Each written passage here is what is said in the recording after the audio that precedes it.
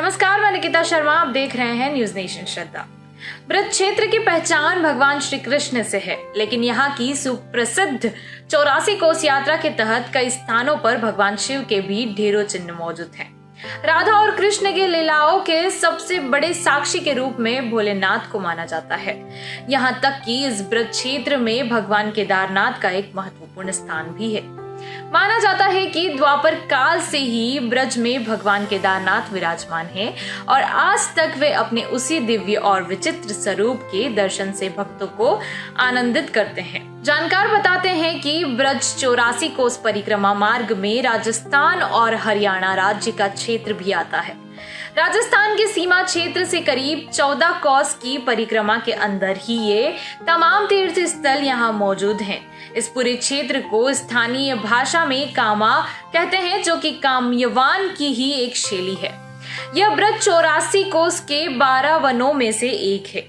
84 कोस परिक्रमा के तहत राजस्थान की सीमा में इस स्थान से करीब 10 किलोमीटर की दूरी पर मौजूद गांव विलोद के पास एक पर्वत पर भगवान केदारनाथ शेषनाग रूपी एक विशाल श्वेत पत्थर की चट्टान के नीचे छोटी सी गुफा में विराजमान है।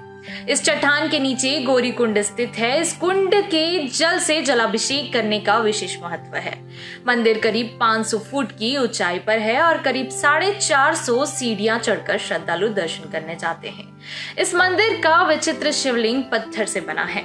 लाल पत्थर के शिवलिंग में भगवान शिव के तीनों नेत्र, मस्तक, मुख, नाक, होठ, चंद्रमा, गंगा नदी, कुंडल, सांप और रुद्राक्ष की माला इत्यादि स्पष्ट दिखाई देते हैं। मंदिर के निकट की एक पहाड़ी पर नंदी की विशालकाय शिला मौजूद है। मंदिर से ठीक पहले एक पत्थर पर प्रकृति से उत्पन्न गणेश भगवान की छवि है। शिवलिंग की सुरक्षा के लिए उनके ऊपर शेषनाग के रूप में एक पहाड़ मौजूद है। धार्मिक मान्यताओं के अनुसार नंद बाबा और यशोदा ने अपनी वृद्धावस्था में कृष्ण के सम्मुख चारों धामों की तीर्थ यात्रा करने की इच्छा जताई थी। यह जानकर श्री कृष्ण ने सभी धामों से ब्रज क्षेत्र में आने के लिए कहा। तब से यह मान्यता है कि चारों धाम के साथ अन्य तीर्थों के प्रतिरूप ब्रज क्षेत्र में आज भी मौजूद है। स्थानीय इतिहासकारों के अनुसार द्वापर युग में जब वृद्ध नंद बाबा और यशोदा को संतान नहीं हुई तो उन्होंने भगवान शिव शंकर से मन्नत मांगी कि पुत्र होने पर वे 4 धाम की यात्रा करेंगे। इसके बाद करीब वृद्धावस्था में श्री कृष्ण उनके यहाँ छोटे बालक के रूप में अवतरित हुए। कृष्णवत की गोचरण लीला के बाद नंद बाबा और यशोदा को 4 धाम की यात्रा का संकल्प याद आया।